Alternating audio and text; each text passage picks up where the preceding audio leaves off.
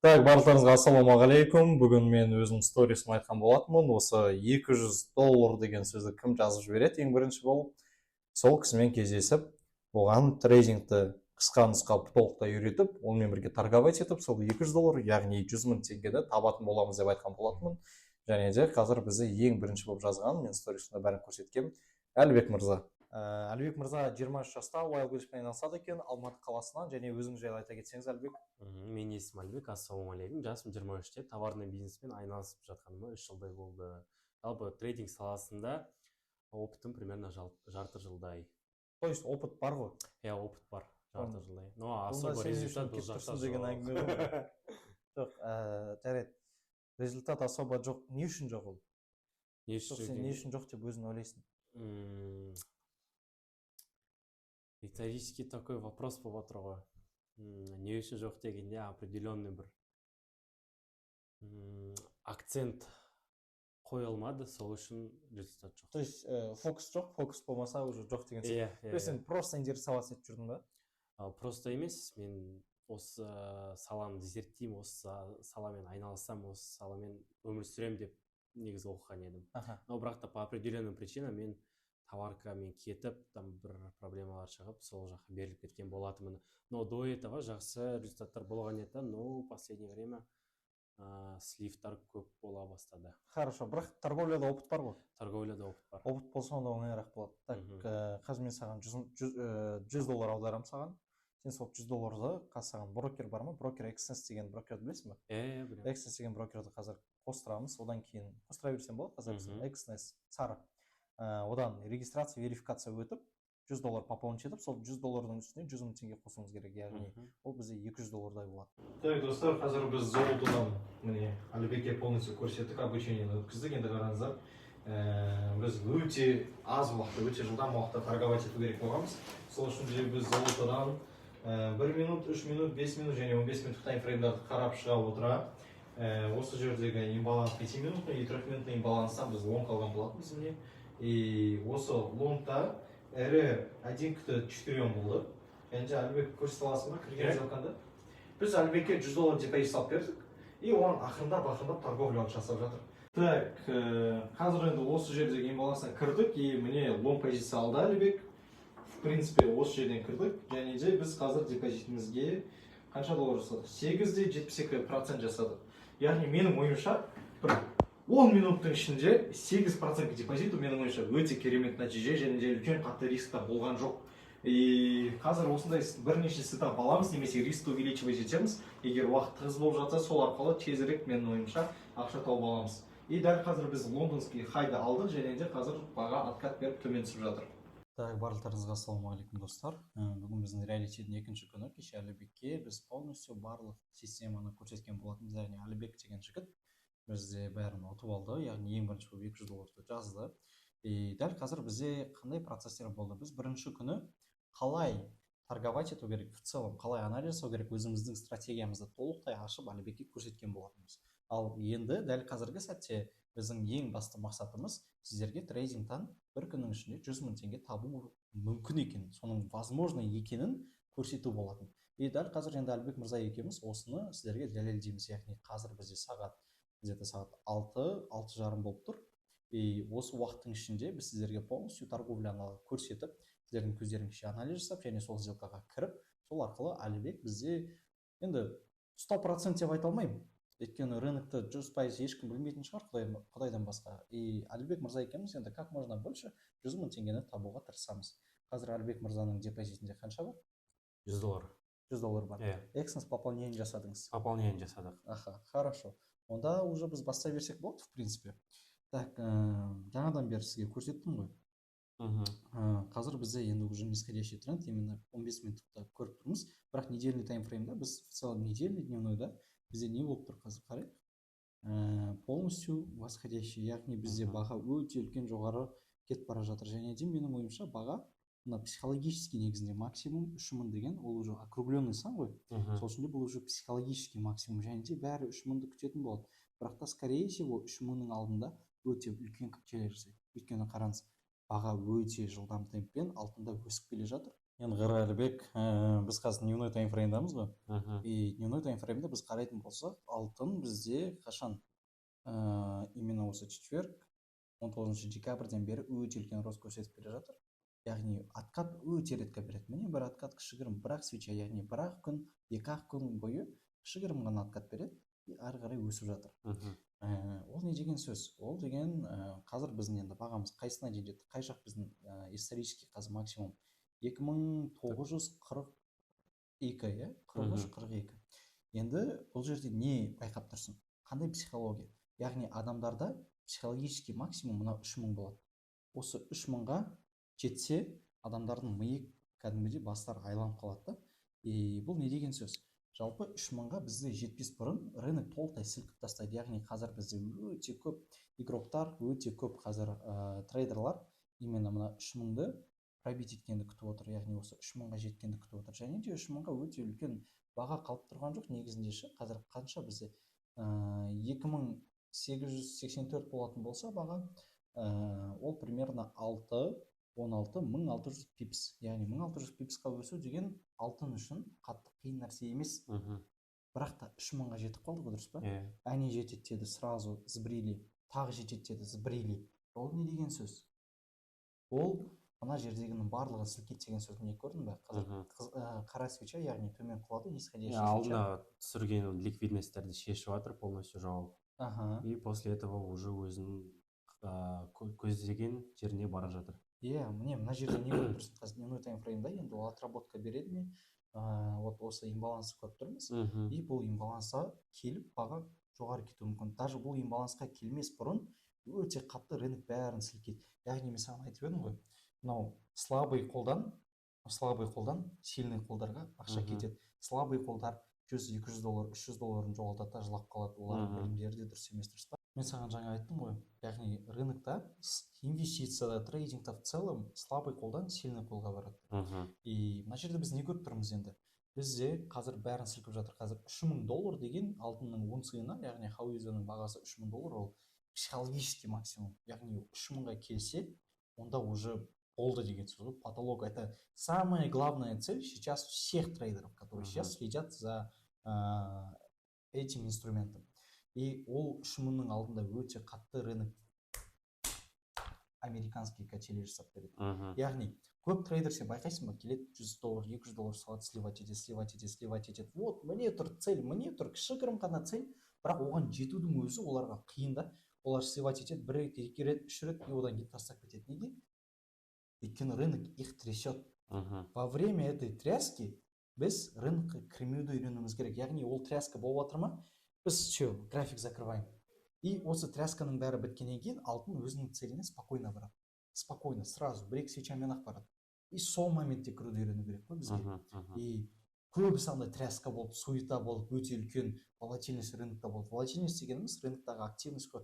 Өте көп покупательдар и өте көп продавецтер екеуі бір-бірлерімен таласады. Сол моментте уже бізде волатильность жоғары болады, яғни үстіге астыға барып тұрады. И қазір біз не көріп тұрмыз? Қазір бәрін трясет. Қазір сразу же бізге бүгін қай жаққа дейін барды? 2941-ге барды. И дәл қазір 2885, яғни өте үлкен объеммен құлады баға. Ол не деген сөз? Қазір лонгистер прям күтіп, бүткіл объемдармен кіріп отқан кезде олардың барлық стоп-лосстарын ликвидировать етіп алып кетті. Бұл моментте біз кірмейміз. Бұл моментте біз өзіміздің кішігірім ғана интересіміз болады, сол интересті алып, біз цель қоямыз, сол цельді ғана орындаймыз. Яғни мен көп адамдарға айтқым келетіні, достар, адамдар, особенно аз депозиті бар адамдар, олар мысалы 100 доллардан 90 доллар профит ұстап тұрады, 90 доллар. И олар 100 долларға жеткізгісі келеді. Яғни олардың басында это психологический максимум да. Сол 90 долларым тұр, 90 долларға дейін мен таптым, енді 100-ге дейін спокойно табам, я сейчас додержу сделку деп айтады. И ары қарай не болады? Ол 90 доллары 85 болады. Блин, 85 болып 90-да жабу керек еді. И 85-ті жаппай 90-ға дейін күтеді. И ол тұрады 80 болады. Блин, 85-те жабу керек еді. Сөйтіп баға құлай береді, олардың прибыльдары құлай береді. И соңында не болады? Олар уже прибыль өте азмен жабылады, немесе без убытокпен, немесе вообще стоп-лосспен, даже ликвидациямен жабылатындар бар. Көп трейдерлардың мен байқаймын, стоп-лосстарын жылжытады, как будто сол стоп-лосстарын жылжытса ары қарай уже жоғары кетіп қалатын. Олай емес, достар, олай жұмыс жасамайды. Сен өзің торговый системаңды қойдың ба? Сен сол торговый системамен жұмыс жасау керексің. Олай в целом болмайды, просто так рынокқа кіріп ақшаны грабить етіп одан кейін кетіп қаламын деген жоқ. Саған бұл кәдімгідей жұмыс. Мысалы Әлібек саған өткенде айтқандай, бұл жұмыс. Кәдімгідей отырасың, қарайсың, 5 минуттың ішінде дұрыс таптың ба, 5 минуттың ішінде болды. Критерийдің бәріне кеп тұр ма? Кеп тұр. Психологический состояние қалай? Жақсы ма? Проблема жоқ, ешкіммен ұрыспадың ба? Онда кір. Бірақ та егер де олай болмаса, лучше не стой заходить. Почему? Потому что сенде уже эмоция ойнап кетеді, сен өзіңді өзің ұстай алмай қаласың мына жерде. Именно мында сен өзіңді өзің ұстай алмай қаласың. Қара, 5 минутта сетап таптың ба? Онда кір. Таппайсың ба? Все, закрываешь. Все. На этом закончено, не? И қазір біз айтып тұрмын ғой, мен бір дневной таймфреймде мен саған біраз нәрсе айтып тастадым, яғни қазір бәрін трясет.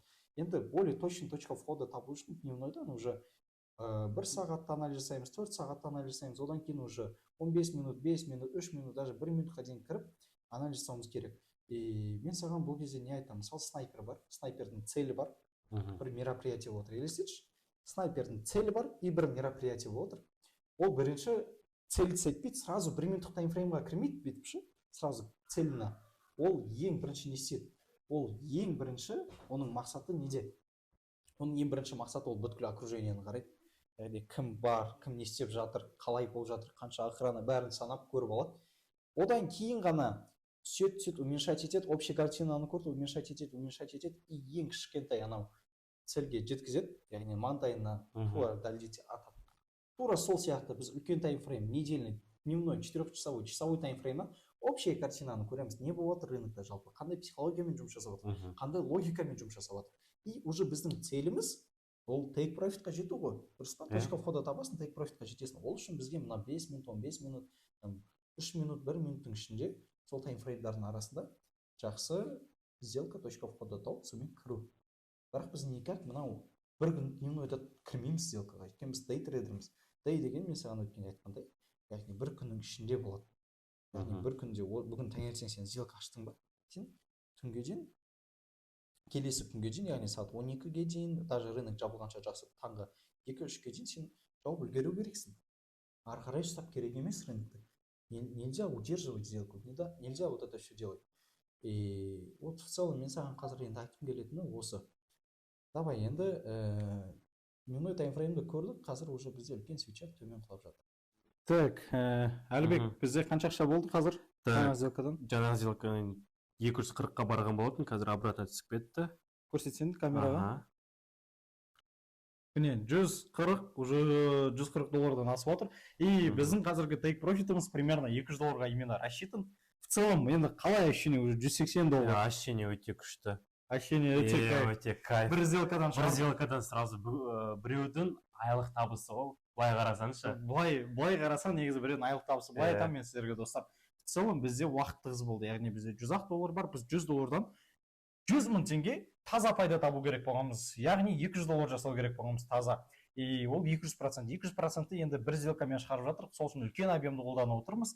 И бізге бәрі срочно істеу керек болды. Бұл өйткені реалити ғой. В целом 100 мың теңге таза пайда по идее табылып тұр. Қазір 200-ге жетеді Әлібек. Сол моментте жауып тастайсың, қазір имбалансқа жетеді. Сол моментте уже жауып тастаймыз. И в целом вообще қалай негізі возможно екен? Возможно, все возможно. Ең бастысы өзіне сенсең болды, психически уравновешенный болсам болды, сөздің шыны керек. И уже өзің знанияны қолдана бастайсың ғой. Өте оңай. Трейдингті қиындату вообще керек емес. Бәрі оңай, бәрі прозрачно. Smart money концепциясы өте оңай. Ең қолайлысы осы адамзатқа прям теханализге қарағанда smart money күштірек болады. Негізі былай қарасаң. Салам, яғни Әлібек мырза келді, кішігірім опыты бар, ақшасы тауып көрмеген в целом трейдингтен. И дәл қазір уже 100 мың теңге тауып тастады. Неге біз 100 мың деп алдық? Қараңыздар, не үшін 100 мың? Неге? Себебі біз басқалар сияқты миллион теңге, 5 миллион, 10 миллион, 20 миллион деп айтуымызға болады, бірақ та қарапайым халықта қанша ақша бар? Оларда сол бары 100-200 доллар. И сол арқылы ақша табуға болатынын көрсеттік. Сіздер күніне 100 доллардан 200 доллар таза пайда емес, сіздер 100 доллардың үстіне 20-30 доллар қоссаңыздар да, оның өзі өте жақсы ақша. Неге? Өйткені достар, қараңыздар, мен қазақтың қасқармын дейді де, бірақ баракта официант болады, немесе Кореяға барып стройка істейді. Жетпен ішіндегі отың өшіп қалады. сен табатының ол жақта сол күніне 10 мың 20 мың теңге ғой, стройкада да грузчик болсаң да официант болсаң да лучше осымен айналысып кішкене ғана кішігірім ғана үйреніп алып просто $100 салып рисковать етіп күніне 10 мың 20 мың теңге тауып отыруға да болады, яғни трейдингте үлкен ақша табуға болады, немесе кішігірім ақшадан да тауып сонымен бастап кетуге болады. Мен өзім қанша болды, уже 5-ші жыл кетіп бара жатыр, солай бастадым да.